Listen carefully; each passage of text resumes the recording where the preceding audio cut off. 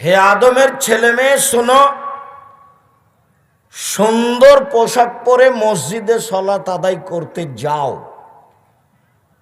সুন্দর পোশাক পরে সালাত আদায় করতে যাওয়ার জন্য আল্লাহ আদেশ করছেন।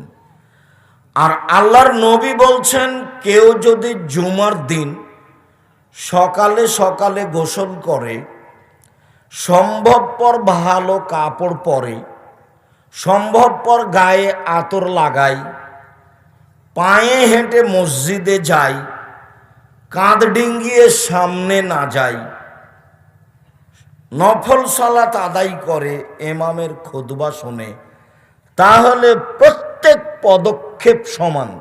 যতবার পা রেখেছে তত পা সমান। 1 বছর তাহাজ্জুদ পড়লে জানে কি হয়, 1 বছর নফল সিয়াম রোজা থাকলে জানে কি হয়, তাই হবে।